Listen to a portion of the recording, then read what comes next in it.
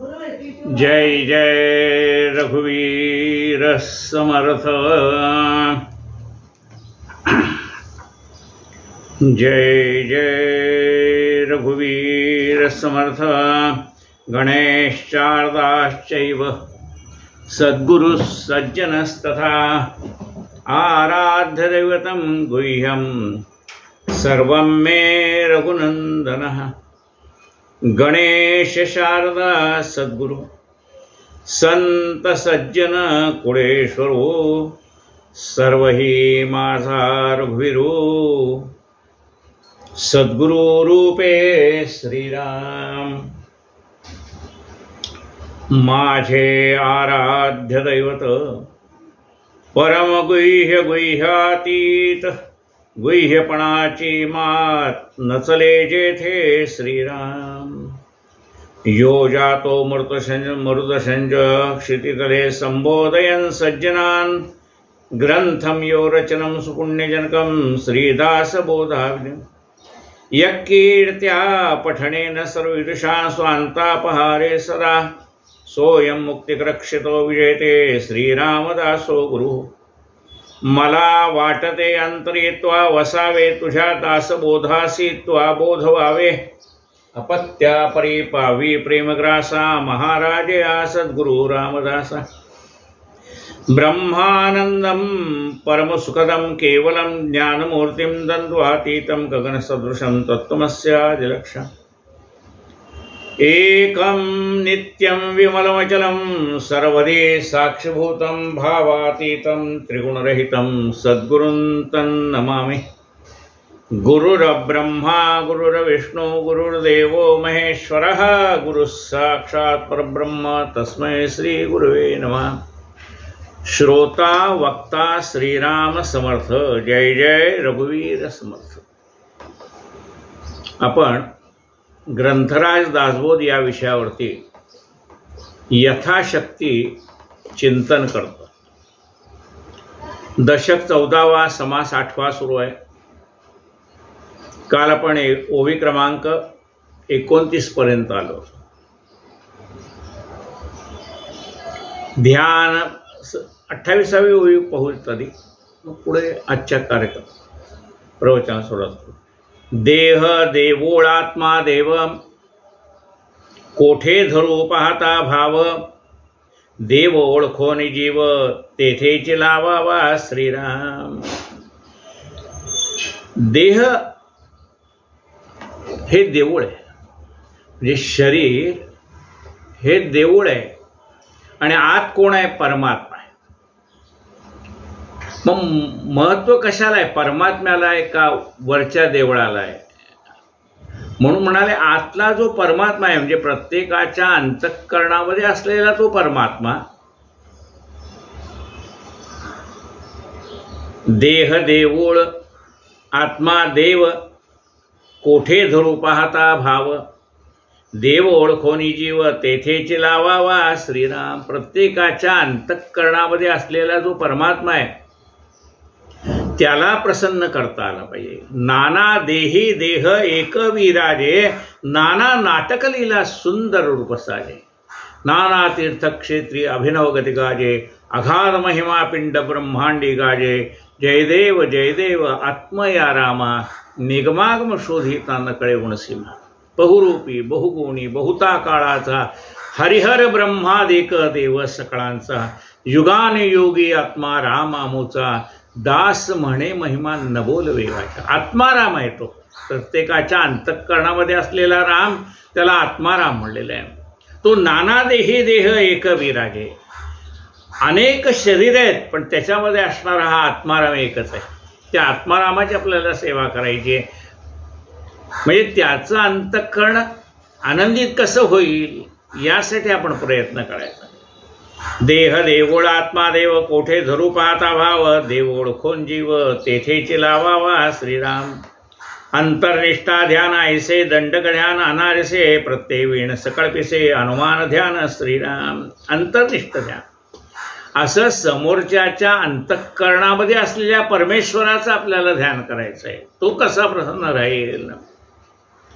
अंतर्निष्ठ ध्यान ऐसे दंडक ध्यान अनारिसे, म्हणजे ध्यानाचे अनेक प्रकार आहेत, वेगवेगळे प्रकार आहेत. ध्यानाचे प्रकार सांगताना म्हणतात की श्रवण ध्यान. श्रवण ध्यान याचा अर्थ काय? त्या श्रवणामध्ये आपलं ध्यान असलं पाहिजे, म्हणजे आपलं मन असलं पाहिजे, त्याला श्रवण ध्यान म्हणलेलं आहे. ध्यान म्हणजे तुम्ही एकाग्र मनाने श्रवण करणं, याला श्रवण ध्यान असं म्हणलेलं आहे. ध्यानाचे प्रकार आहेत ते, अंतर्निष्ठ ध्यान, श्रवण ध्यान. दुसरा आहे तो प्राणायाम ध्यान, म्हणजे आपल्या प्राणायाम, श्वास चाललेला आत येतो आणि बाहेर जातो, याच्यावरती आपलं लक्ष राहणं, त्याला प्राणायाम ध्यान असं म्हणलेलं आहे. भ्रुकुटी ध्यान म्हणजे एखादी डोळे बंद करायचे आणि एखाद्या विषयावरती चिंतन करायचंय, त्याला भ्रुकुटी ध्यान असं म्हटलेलं आहे. इथे ज्ञानज्योत आहे, भ्रुकुटी ध्यान. देखम द्रष्टा ध्यान, समोरचा जो काही आहे त्याच्याकडे आपल्याला नीट लक्ष देऊन पाहता आलं पाहिजे. समोर परमात्मा उभा आहे, आता दृष्टी पुढे ऐसा चतुर आहे, जो मी तुझं पाहे पांडुरंगा. त्या भगवंताला डोळे भरून पाहता आलं पाहिजे. ध्यान म्हणजे काय? एकाग्र मनाने केलेली गोष्ट म्हणजे ध्यान. म्हणजे अंतर्निष्ठ ध्यान म्हणजे समोरच्या माणसाच्या अंतःकरणामध्ये असलेल्या हा रामराया जो आहे, आत्मा राम, त्याला कसं प्रसन्न करून घेता येईल, हे ध्यान म्हणजे त्याच्यावरती आपलं लक्ष केंद्रित करणे असं आहे. हे जर सगळं आपल्याला कळलं नाही, म्हणजे एखाद्या ठिकाणी आता बघा, एखाद्याला आपल्या मनाची जर एकाग्रता करायची असेल तर समोर पूर्ण सफेद कागद घेतात आणि मधोमध एक डॉट ठेवतात, एक रंगीत डॉट, ठिपका ठेवतात रंगीत, आणि मग आपलं सगळं मन कशावरती केंद्रित होतं? त्या ठिपक्यावरती केंद्रित होतं. म्हणजे एक प्रकारचा मनाला ते दंडक लावून दिलं की हे तुला जर मनाची एकाग्रता करायची असेल तर अशी मनाची एकाग्रता तुला जमली पाहिजे. काही ठिकाणी ते ओम करतात, ओमवरती ध्यान एकत्रित करतात, म्हणजे कुठल्या तरी एकावरती, कोणी ज्योतीवर ध्यान एकत्र करतं. प्रत्येकाच्या ध्यानाचा प्रकार वेगळा आहे. ध्यान म्हणजे एकाग्र मनाने केलेली गोष्ट. प्रत्येवीण सकळ पिसे अनुमान ध्यान श्रीराम. त्याचा जर आपण अनुभव घेतला नाही, प्रत्येवीण म्हणजे अनुभवाने घेतलेलं सगळं व्यर्थ आहे, त्याला अनुमान ध्यान म्हणतं. म्हणजे उगीच अनुमान म्हणजे नुसतीच त्याच्यावरती आपण काहीतरी विचार करायचा, त्याला अनुमान ध्यान म्हणलं. तसं नाही. म्हणजे तुला तो प्रत्यक्ष अनुभव आहे का बाबा? अनुभव असला तर तुला ते बोलता येईल त्या गोष्टीवरती. अनुमाने अनुमान वाढे ध्यान का धरता सवीचे मोडे उघेची कष्टती बा पुढे स्थूळ ध्यान आहे श्रीराम. अनुमानाने अनुमान काढला जातो. उगी मनाची एकाग्रता करायला जायचं आणि मग मनात भलतेच विचार येत जायचे, त्याला अनुमान ध्यान म्हणतात. म्हणजे एखाद्या गोष्टीवरती आपलं लक्ष केंद्रित होत नाही, त्याला अनुमान ध्यान म्हणले. बघा काय म्हटलं, अनुमाने अनुमान वाढे. आता मी त्या देवाची पूजा करतोय, पण हा देव मला पावेल का नाही? अनुमाने अनुमान वाढे ध्यान धरता सवेची मोडे उगेच कष्टरी बा पुढे स्थूळ ध्याने श्रीराम. त्या स्थूळ देहावरती लवकर मनाची एकाग्रता होत नाही. देवास देहधारी कल्पिते तेथे नाना विकल्प उठते भोगणे त्यागणे विपत्ती देहयोगे श्रीराम. देवाला देहधारी समजतात. आता तो परमात्मा कसा करतो माहिती का? ज्या देहामध्ये त्याने अवतार धारण केलेला आहे त्या देहाप्रमाणे तो कर्म करतो. देवास देहधारी कल्पिते तेथे नाना विकल्प उठते. आणि मग त्यांना असं वाटतं एवढा मोठा देव हा असा कसा वागतो? अरे त्याने जे काही म्हणजे एखादा नट, त्या नटाला दिलेली जी भूमिका आहे त्या भूमिकेप्रमाणे तो कार्य करतो की नाही?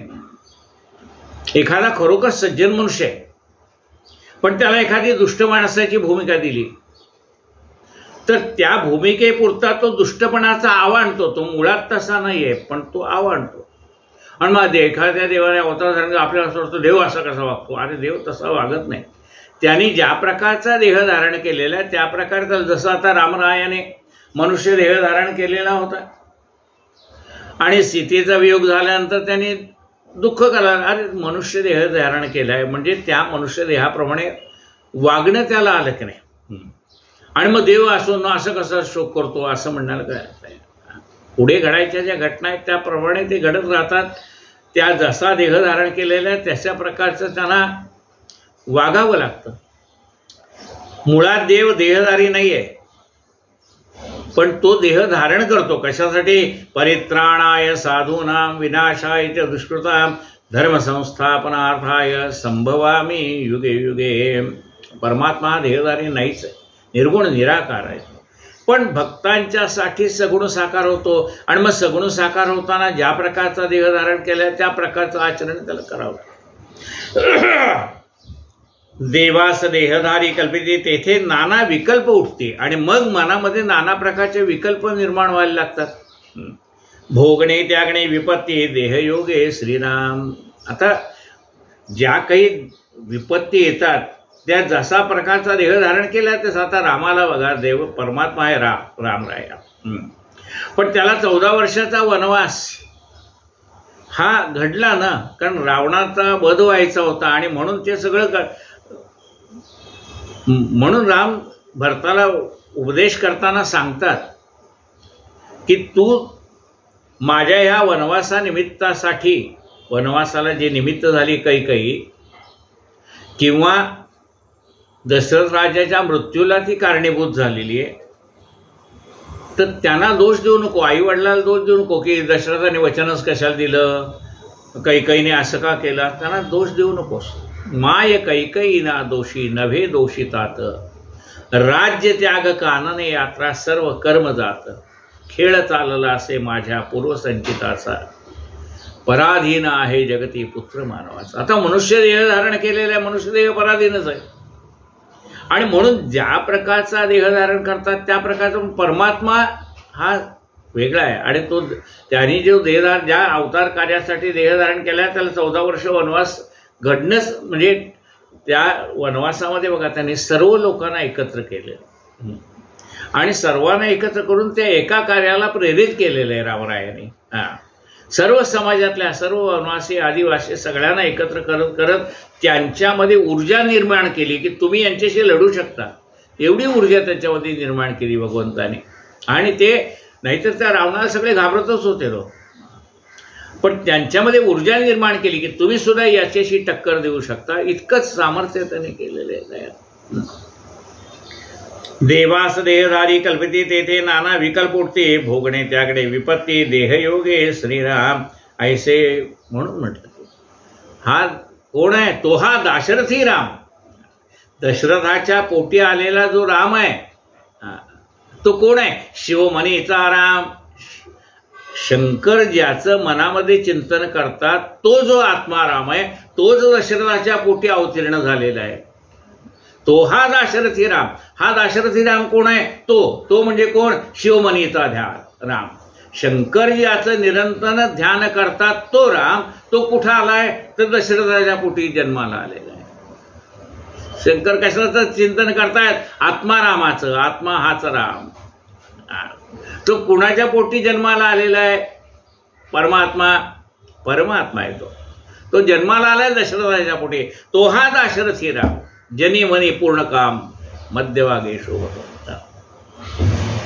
देवास देहधारी कल्पिते तेथे नाना विकल्प उठते, भोगणे त्यागणे विपत्ती देहयोगे श्रीराम ऐसे मने आठवते, विचारता भलते होते, दिसो नये ते दिसते नाना स्वप्ने श्रीराम. दिसते ते सांगताने बळे भावार्थाने, साधक कासावी सोय अंतर्यामे श्रीराम. असं जे जे काही मनामध्ये येतं, आता मनी बसते ते स्वप्ने दिसते, ते त्याला स्वप्नात दिसायला लागतं. ऐसे मनी आठवते विचारता भलते होते, दिसू नये ते दिसते नाना स्वप्ने श्रीराम. मग भलताच विचार केल्यामुळे भलतेच प्रकारचे स्वप्न पडायला लागतात. जे दिसतंय ते सांगता येत नाही. दिसते ते सांगताने बळे भावार्थ धरताने। बर भावार्थ हा काय तू याच्यावरती श्रद्धा ठेव याच्याशी हे कर असं म्हणून चालतं का? हा भाव मनातनं निर्माण व्हावा लागतो। तो कुणीही सांगितल्यामुळे आपल्या मनामध्ये भाव निर्माण होत नाही। तो तुम्हाला जसा अनुभव येत जातो तसतसा तुमची श्रद्धा तुमचा भाव दृढ होत जातो। म्हणजे तो आतून यावा लागतो, सांगून येत नाही। बघा काय म्हटले, बळे भावार्थ धरता नये। बळजबरी केली तू याच्यावर भाव ठेव श्रद्धा ठेव, बळजबरीने ती होत नाही। ज्या वेळेला त्याला ती प्रचिती येते त्यावेळेला त्याची श्रद्धा दृढ होऊन जाते। बळे भावार्थ धरताने साधक कासावी सोय अंतर्यामी श्रेया। मग तो साधक कासावीस होऊन जातो। बळे लाविता चित्त कोठे जडेना समाधान ते काही केल्या घडेना। बळे लाविता चित्त कोठे जडेना। बळजबरीने तुम्ही आपलं नुसतं देवापुढे बसला आता ध्यान लावलं बळजबरीने, तसं नाही। तुमच्या मनात ते निर्माण व्हायला पाहिजे की मला आता एकाग्रपणे बसायचं आहे आणि ध्यान चिंतन करायचं आहे। बळजबरीने कोणी तुम्हाला बसवले बस रे थोडा वेळ ध्यान कर, तसं नाही होत ते। तुम्हाला असं वाटलं पाहिजे की मला ध्यान करायचं आहे, तुम्हाला असं वाटलं पाहिजे की मला प्राणायाम करायचा आहे, तुम्हाला असं वाटलंय की मला योगशास्त्राचा अभ्यास करायचा आहे। तुम्हाला स्वतःला वाटेल त्यावेळेला बळजबरीने कोणाला बसवून चालत नाही। बळे लाविता चित्त खोटे जडेना। आणि ते चित्त जडलेलं नसल्यामुळे समाधान ते काही केल्या घडेना, त्यामुळे समाधान प्राप्त होत नाही। मग साधकाची अशीच अवस्था होऊन जाते। दिसते ते सांगताने बळे भावार्थ धरताने साधक कासावी सोय अंतर्यामी श्रीराम। सांगोपांग घडे ध्यान त्या साक्ष आपले मनामध्ये विकल्प दर्शन होत नाही श्रीराम। मग असं हे मनाची एकाग्रता म्हणजे ध्यान आपलं का लागत नाही ते समर्थ सांगतात। बघा, सांगोपांग घडे ध्यान त्यास साक्ष आपले मन। म्हणजे सांगोपांग व्यवस्थित असं ध्यान घडायचं असेल तर त्याला साक्ष कोण असतं? आपलं ध्यान एकाग्र झालंय का नाही याला साक्ष आहे आपलं मन। सांगोपांग ध्यान घडे त्यास साक्ष आपले मन। मग त्या जो साक्षीदार आहे त्याच्या मनामध्ये विकल्प असून चालेल का? नाही चालणार। म्हणजे त्या मनामध्ये विकल्प नको आहे। जर तुमच्या मनामध्ये विकल्प नसेल तर तुमचं एकाग्रपणे ध्यान लागेल। तुमच्या मनामध्ये विकल्प असेल तर कसं होणार? एकाला सांगितलं तुला दर शनिवारी 11 प्रदक्षिणा मारुतीला करत जा, मग त्याच्या आता त्या गुरुने सांगितल्यानंतर तो घालायला लागला काय, पण घालता घालता मनामध्ये विकल्प काय, हो गुरु सांगितलं खरं पण ती 11 प्रदक्षिणा घालून फायदा होईल का? अरे तुझ्या मनामध्ये विकल्प आला, फायदा कसा होणार आहे?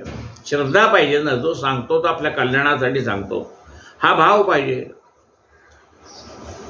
सांगोपांग घडे ध्यान तासा साक्ष आपले मन। मनामध्ये विकल्प दर्शन होऊच नाही श्रीराम। मनामध्ये विकल्प येता उपयोग नाही। एकाग्र मनाने भगवंताचं ध्यान केलं तर तो त्या ध्यानामध्ये आपलं मन अर्पून गेलं पाहिजे। ध्यान करू जाता मन हरपले, मनाचा मीपणा नाहीसा होऊन जातो। ते ध्यान करता करता आपण एकाग्र होऊन जातो। मनाचा पडदा बाजूला सरकतोय, आपण एकाग्रपणाने ध्यान करायला लागतो। पण मनामध्ये विकल्प असेल तर ते होत नाही ना। त्यास साक्ष आपले मनामध्ये विकल्प दर्शन होऊच नये श्रीराम।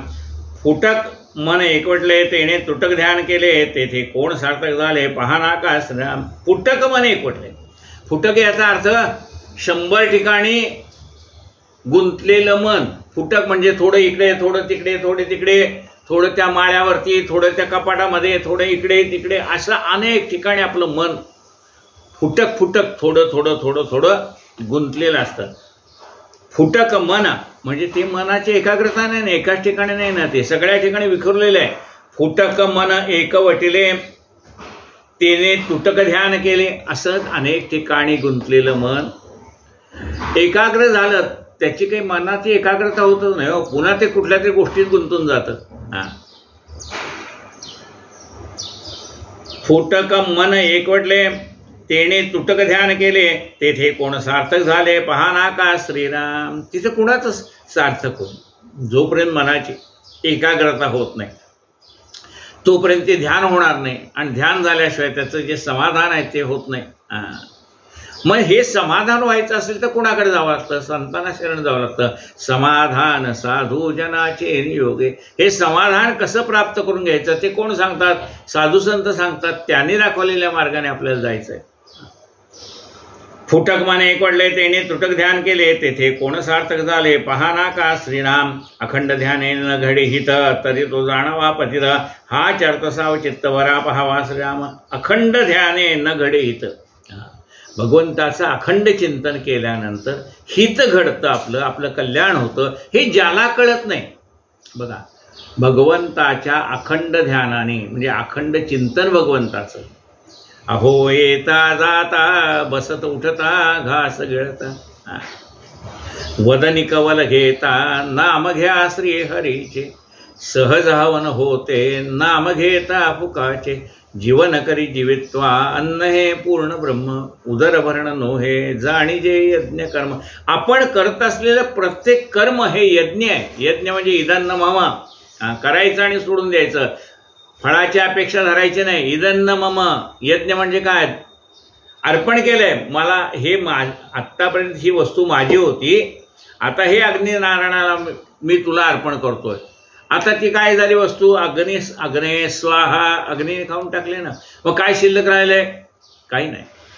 तसं आपण कर्म करायचंय आणि अर्पण करून टाकायचं भगवंताला. म्हणजे त्याच्या फळाची अपेक्षा आपण करायची नाहीये. अखंड ध्याने न घडे हित, तरी तो जाणावा पतित. हाचे अर्थ सावचित्त भरा पाहावा श्रीराम. ध्यान धरते ते कोण, ध्यानी आठवते ते कोण. दोन्ही मध्ये अनन्य लक्षण असले पाहिजे श्रीराम. अनन्य सहजेचे आहे साधक शोधून न पाहे. ज्ञानी तो विवरून राहे समाधाने श्रीराम. ध्यान धरते ते कोण. आता भगवंताचं ध्यान करायचंय, ते कोण धरतंय ध्यान? ध्यान धरते ते कोण, ध्यानी आठवते ते कोण. ध्यानामध्ये आठवणारा सुद्धा कोण आहे? तो परमात्मा. त्या भगवंताविषयी अनन्य भाव ज्यावेळेला आपल्या मनामध्ये निर्माण होतो त्यावेळेला ते ध्यान लागतं. हा चार्थ सावचित्त बरा पाहावा. ध्यान पाहावा श्रीराम. ध्यान धरते ते कोण, ध्यानी आठवते ते कोण. दोन्ही मध्ये अनन्य लक्षण असले पाहिजे श्रीराम. ध्यान धरणाराही तोच आहे आणि ध्यानामध्ये येणाराही तो परमात्माच आहे. दोन्ही एकच आहे. हे द्वैत नाहीसं झालं. ध्यान करणारा मी वेगळा आणि ज्याचं ध्यान करतो तो वेगळा, अशा प्रकारचे जे द्वैत आहे आपलं, ते हळूहळू एकाग्र मनाने ध्यान केल्यानंतर ते नाहीसं होऊन जातं. अनन्य सहज आहे साधक शोधून न पाहे. अनन्य अनन्य म्हणजे त्याच्याशिवाय दुसरा कोणी नाही. त्या भगवंताशिवाय दुसरं काही जगामध्ये आहे का? जडी स्थळी काष्टी पाषाणी तोच भरून राहिलेला आहे. त्याच्याशिवाय दुसरं काही नाही. अनन्य त्याच्याशिवाय दुसरं काही नाही. अनन्य सहजची आहे साधक शोधून न पाहे. साधकाने जर शोधून पाहिलं तर हा जळीस्थळी काष्टी पाषाणी भरलेला परमात्मा दिसायला लागतो. अनन्य सहजची आहे साधक शोधून न पाहे. ज्ञानी तो विवरून राहे समाधाने श्रीराम. पण ज्ञानी मनुष्य विवरून म्हणजे समजून अनुभवाने जाणतो की हा परमात्मा सर्वत्र यच्चयावत प्राणीमात्रामध्ये भरलेला आहे. तो कोण जाणतो? ज्ञानी तो विवरून राहे. ज्ञानी मनुष्य विवरून म्हणजे नाना प्रकारचा अभ्यास करून अनुभवाने योग्य अशा मार्गदर्शनाने त्याला ते कळायला लागतं की हा परमात्मा भरलेला. आता साधं आपल्याला व्यवहारातलं उदाहरण घ्यावं. पायाच्या अंगठ्याला बारीक एक खडा लागला ना तर त्याची संवेदना थेट मस्तकापर्यंत मेंदूपर्यंत जाते. म्हणजे तो पायाच्या नखापासून मस्तकापर्यंत ती जाणीव जी आहे ती एकच आहे. लगेच कळतं तिथे जाऊन ती. म्हणजे हा परमात्मा जो आहे तो अणुरेणूला व्यापून आहे आपल्याला कळतं. आपल्यालाच काय हो, दुसऱ्या एखाद्या आपण समजा हे खुर्ची आहे, ही खुर्ची जर ह्या फरशीवरनं ओढत आणली तर त्याचा जो ओरखडा आहे ना तो कशावर खरं म्हणजे तो आहे त्या फरशीवरती.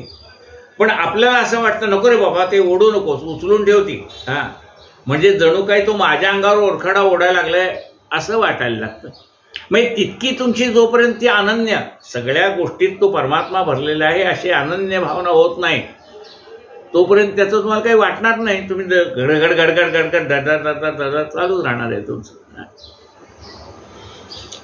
ज्ञानी तो विवरोनी राहे समाधानी. ज्ञानी मनुष्य ह्या सर्वत्र भरलेला परमात्मा जाणतो आणि त्यामुळे त्याला समाधान प्राप्त होतं. ज्ञानी तो विवरोनी राहे समाधाने श्रीनाम ऐसे ही प्रत्ययाची कामे प्रत्यय विणवादी जे भ्रमे लोक दंडक संभ्रमे चालती प्राणे श्रीनाम. अशी ही प्रत्ययाची म्हणजे अनुभवाच्या गोष्टी. लोक दंडक संभ्रमे चालती प्राणे. लोकांचं काय आहे दंड मनामध्ये सारखा विकल्प तो संभ्रम भ्रम असं होईल का नाही तसं होईल का नाही ह्या भ्रमाने व्यापलेली माणसं आहेत. मिथ्या समाचार उठवती वावग्यात बोंबा घालते मनात आणता अंत्य अवघेची मिथ्या श्रीराम. मिथ्या समाचार खोटच प्रचार करायचा जगात देवच नाही असाच प्रचार. मिथ्या समाचार उठवती वावग्यात बोंबा घालते मनात आणता अंत्य अवघेची मिथ्या श्रीराम. पण मनाने जर जाणलं तर ह्या सगळ्या गोष्टी व्यर्थ आहेत असं लक्षात येतं. एक सत्य आहे तो परमात्मा असं लक्षात येतं. कोणी ध्यानस्थ बैसला कोणी एक शिकवी त्याला मुकुट काढून माळा घाला म्हणजे बरे श्रीराम. मनाचे येथे दुष्काळ तो आखोड कल्पिती माळ सांगते ऐकते केवळ मूर्ख जाणावे श्रीराम. कोणी ध्यानाला बसलेलं आहे त्याला कोणतं शिकवायला लागतो. अहो म्हणले असं करा ते मुकुट काढून गाळात माळ घाला. गंगा ऐसी निर्मळ ऐसे ज्याचे मन त्याचे गळा माळ असो असो. ज्याचं मन निर्मळ आहे त्याला माळ हे कशासाठी हो आपल्याला त्याची जाणीव व्हावी की हा देह माझा नाही हा भगवंताचा आहे याच्यासाठी ती माळ आहे. अखंड नामस्मरणासाठी ती माळ आहे. माळ ही काय नुसती एखाद्या तुळशीची माळ असे त्या एखाद्याची माळ नाही आहे. ती माळ याचा अर्थच आहे की अखंड या हा आता मी गळ्यात माळ घातली समजा तर त्या माळेचा अर्थ काय आहे. जसं स्त्री आपल्या गळ्यात मंगळसूत्र घालते त्याचा अर्थ काय ते सांगते आता हा देह माझा नाही हा देह पतीसाठी आहे. तसेच ती गळ्यामध्ये घातलेली माळ सांगते की आता हा देह माझा नाही हा देह परमेश्वराचा आहे. म्या अर्पिला मध्ये देहची विठ्ठलाला. आता मी माझा देह भगवंताला अर्पण केलाय आता जे काही आहे ते देवासाठी करीन. हा त्या माळेचा अर्थ आहे. तो जर समजला नाही तर मग नुसती माळ घालून काय करायचं आहे. हा देह कोणासाठी आहे हा देह परमात्म्याच्या सेवेसाठी आहे. हा भाव गळ्यात माळ घातल्यानंतर आला तर उपयोग आहे. तो येत नसेल तर मग काय करणार. त्याच्यासाठी सत्संग हाच उपाय आहे. प्रत्यक्ष कष्ट करावे न लगती दोरे फुले गुंफावे न लगती कल्पनेची माळ थिटी करती काय निमित्त. प्रत्यक्ष कष्ट करावे न लगती दोरे फुले गुंफावी न लगती. त्याला प्रत्यक्ष काही कष्ट करायची आवश्यकता नाही. दोरे माळा गुंफायची आवश्यकता नाही. कल्पनेची माळ थिटी करती काय निमित्ते श्रीराम. ही कल्पनेची माळ आहे म्हणजे नाना प्रकारच्या भ्रमात पडू नका असं समर्थ सांगतात. नाना प्रकारच्या मूर्खासारख्या कल्पना करू नका. बुद्धी वीण प्राणी सकळ तेथे अवघीची वास कळत या मूर्खाशी खळकळ कोणे करावे श्रीराम. म्हणून जो प्राणी बुद्धिहीन आहे बुद्धिहीन म्हणजे कोण आहे मूर्ख आहे. मग आपण शास्त्र काय सांगतं मूर्खाच्या नादी लागू नका. मूर्खाचा मालक होण्यापेक्षा ज्ञानी माणसाचा सेवक व्हावं. मूर्खाचा राजा होण्यापेक्षा ज्ञानी माणसाचा सेवक झालेलं परवडतं. म्हणून म्हणतात मूर्खाच्या नादी लागू नका. कारण त्याला कितीही सांगितलं तर पालथ्या घाड्यावर पाणी त्याचं काही त्याच्यामध्ये सुधारणा होणार नाही. सांगणारा कंटाळून जाईल. बुद्धी वीण प्राणी सकळ तेथे अवघीची बाष्कळ तया मूर्खाशी खळकळ कोणे करावे श्रीराम. ज्याच्याजवळ बुद्धी नाही म्हणजे विचार करण्याची शक्ती नाही त्याला कितीही सांगितलं तर काय उपयोग आहे. ते जेणे जैसा परमार्थ केला तैसाच पृथ्वीवरी दंड चालला साता पाचाचा बळावला अभिमान स्वाभिमान श्रीराम. जसा दंडक चाललाय म्हणजे जशी परंपरा चालली 5 म्हणजे काय 7 म्हणजे काय अमुक म्हणजे काय तमुक म्हणजे काय ह्या सगळ्या 25 तत्वांचा कोणी म्हणते इतक्याच गोष्टीचा देह झालाय कोणी म्हणतं फक्त पाचच गोष्टीचं झालंय, म्हणजे पंचमहाभूतापासूनच हे झालंय. कोणी म्हणतं नुसतं 5 नाही बाबा, त्याच्यामध्ये आत्मा आणि परमात्मा आहे, मग तो 7चा झाला. असा सगळा गोंधळ प्रत्येक जण त्याच्या त्याच्या पद्धतीप्रमाणे परंपरेप्रमाणे सांगत राहतो. जेणे जैसा परमार्थ केला तैसा पृथ्वीवर दंडक चालला. 7-5चा वळावला स्वाभिमान श्रीराम प्रत्यय विना. स्वाभिमान रोगी मारले झाकून तेथे अवघाचे अनुमान. ज्ञान कैचे श्रीराम प्रत्यय विण स्वाभिमान. आपल्याला एखाद्या गोष्टीचा अनुभव आलाय, मग त्याचा अभिमान असणं निराळ. प्रत्यय विण स्वाभिमान रोगी मारले झाकून. रोगी मारले झाकून याचा अर्थ काय? आपल्याला ते अनुभव आता व्यवहारात प्रत्यक्ष येतातच. एखादा डॉक्टर काय करतो, त्याच्याकडनं त्या रोग्याकडनं जेवढं काही आपल्याला काढता येईल तेवढं काढून देतो आणि नाही ना आता माझ्या हातात केस नाही, तुम्ही त्याला मोठ्या हॉस्पिटलमध्ये ॲडमिट करा असं. अरे मग तू आधीच सांगायचं ना की ही केस मला काय हँडल करता येत नाही, त्यापेक्षा त्याला मोठ्या हॉस्पिटलमध्ये घेऊन जा. म्हणजे आपल्या आवाक्यातली ती केस आहे का नाही हे त्याला पाहिल्यावर खरं म्हणजे कळतं. पण जर त्याला कळत असून तो तसा वागायला लागला तर रोगी मरायची भीती आहे ना. रोगी मारले झाकून तेथे अवघाचे अनुमान. ज्ञान कैचे श्रीराम. इथे सगळं मी आता ही गोळी बदलून देतो, ती गोळी बदलून देतो, आणि तोपर्यंत त्याचा जीव जायची वेळ आली ना. अनुमान म्हणजे थांबा, हा बघतो, आता मी प्रयत्न करतो, ही नाही गोळी तर ती नाही तर ती. अरे तुला ज्ञान असेल तर सांग बाबा, नसेल सांग, माझं ज्ञान मर्यादित आहे. याच्यापेक्षा ही जी कॉम्प्लिकेटेड केस आहे, तुम्ही आत्ताच त्या योग्य वेळेलाच त्याला मोठ्या डॉक्टरांकडे घेऊन जा. माझ्या कॅपॅसिटीच्या बाहेरचं काम आहे. वेळेला सांगता आलं पाहिजे. माहिती असून जर तुम्ही त्याला सारखे औषध देत राहिला तर रोगी मरण्याचीच भीती आहे ना. प्रत्यय विणसाभिमान रोगी मारले झाकून तिथे अवघाचे अनुमान. ज्ञान कैचे श्रीराम सर्व स्वाभिमान सांडावा. सर्व स्वाभिमान सांडावा. प्रत्यय विवेक मांडावा. माया पूर्वपक्ष खंडावा. विवेक वडे श्रीराम. सर्व स्वाभिमान सांडावा. कुठल्याही गोष्टीचा अभिमान नको. अभिमान नको म्हणजे काय? नम्रता पाहिजे. स्वाभिमान सांडावा. प्रत्यय विवेक मांडावा. प्रत्यय म्हणजे प्रत्यक्ष. प्रत्यय म्हणजे स्वतःला आलेल्या अनुभवातनं विवेक जागृत करावा. सारासार विचार करावा. माया पूर्वपक्ष खंडावा. विवेक वडे श्रीराम. ही सगळी माया आहे हे आधी जाणून घ्यावं, आणि मग ह्या मायेतनं पहिलं तीराला कसं जाता येईल याचा विचार करावा. ती माया आधी जाणल्याशिवाय मायेच्या पलीकडे कसं जाता येईल. माया आपल्याला हा भवसागर तोडून जायचा. हा भवसागर म्हणजे काय एवढं जर कळलं पाहिजे, मग हा भवसागर कसा उल्लंघन करायचं ते कळेल. आगाजे झालेचे नाही त्याची वार्ता पुसशी काय. ज्या रस्ते वाळूतनं चालला होता आणि त्याला कोणीतरी मागणं दगड मारताय तसं वाटायला लागलं, घाबरून पळत सुटला. पुन्हा दगड जास्ती लागायला लागले. घामाने सबंध अंग भिजून गेलेलं होतं त्याचं. समोर नाही मनुष्य आला. म्हणजे का पळतो रे बाबा? हे म्हणजे मागणं पडतो मला दगड मारतोय. आणि म्हणजे कोण दगड मारतोय? तुझ्या चपलेने ते दगड चालता चालता उडतायत आणि तुला लागतायत. वाजे पाऊल आपले म्हणे मागे कोण आले. याचाच पावलाचा आवाज येतो आणि त्याला वाटतं मागणं कोणतरी येते. म्हणजे केवळ भ्रमाने भय निर्माण होतं. हा भ्रम निघून गेला की भय नाहीसं झालं. अज्ञान निघून गेलं, ज्ञान आलं. अज्ञानामध्ये भय आहे, ज्ञानामध्ये भय नाही. माया पूर्वक्ष खंडावा. विवेक वळे श्रीराम. म्हणून ज्ञानी माणसाची संगत धरावी.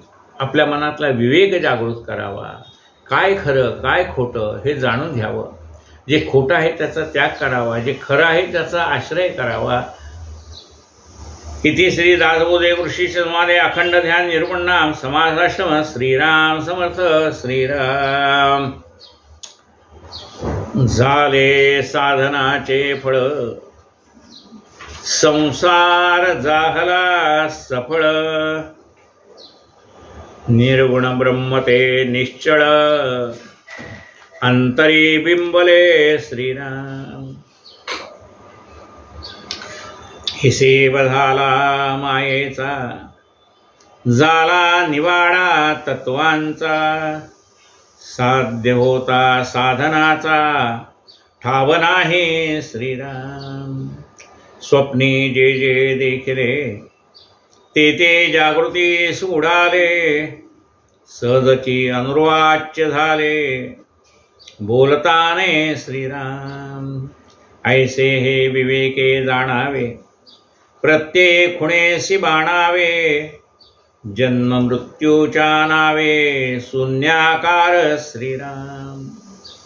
भक्ताचे निसाभिमाने कृपा केली दाशरथीने, समर्थ कृपेची वचने तो हा दासबोध श्रीराम। 20 दशक दासबोध श्रवणद्वारे घेता शोध, मनन करत्यास विशद परमार्थ होतो श्रीराम। 20 दशक 200 समास, साधके पहावे सावकाश, विवर्ता विशेषा विशेष कळो लागे श्रीराम। ग्रंथाचे करावे स्तवन, स्तवनाचे काय प्रयोजन, येथे प्रत्ययास कारण प्रत्ययो पहावा श्रीराम। देहे तव पाचा भूतांचा, कर्ता आत्मा तेथेचा, आणि कवित्व प्रकार मनुष्याचा, कशावरुने श्रीराम। सकळ करणे जगदीशाचे, आणि कवित्वची का मनुष्याचे, ऐशा प्रमाण बोलण्याचे काय घ्यावे श्रीराम। सकळ देहाचा झाडा केला, तत्व समुदाय उडाला, तेथे कोण्या पदार्थाला आपुले म्हणावे श्रीराम। ऐसी ही विचाराची कामे, उगेच भ्रमो नये भ्रमे, जगदीश्वरे अनुक्रमे सकळ केले श्रीराम। इति श्रीदास बोधे गुरुशिष्य महादेवी मूळ ब्रह्मनिर्गुण नाम समाज दशम श्रीराम समर्थ श्रीराम। वेदांत संमतीचा काव्य सिंधू भरला, श्रुती शास्त्र ग्रंथ गीता अक्षर संगम केला, महानुभाव संत जनी अनुभवाचा केला, अज्ञान जड जीवा मार्ग सुगम झाला। जय जय दासबोध ग्रंथ राजा प्रसिद्ध, आरती ओवाळीन विमळ ज्ञान बाळबोधा। जय जय दासबोधा नवविधा भक्ती पंथे, राम रूप अनुभवी, चातुर्य निधी मोठा माया चक्र उगवी, हरिहर हृदयीचे गुह्य प्रगट रावी, बद्धची सिद्ध झाले असंख्यात मानवी। जय जय दासबोधा ग्रंथ राजा प्रसिद्ध, आरती ओवाळीन विमळ ज्ञान बाळबोधा। जय जय दासबोधा 20 दशकीचा अनुभव जो पाहे, नित्यानेमा विवरिता सोय ब्रह्माची होय, अपार पुण्य गाठी तरी श्रवण लाये, कल्याण लेखकाचे भाव गर्भ हृदयाय। जय जय दासबोधा ग्रंथ राजा प्रसिद्ध, आरती ओवाळीन विमळ ज्ञान बाळबोधा। जय जय दासबोधा, जय जय रघुवीर समर्थ।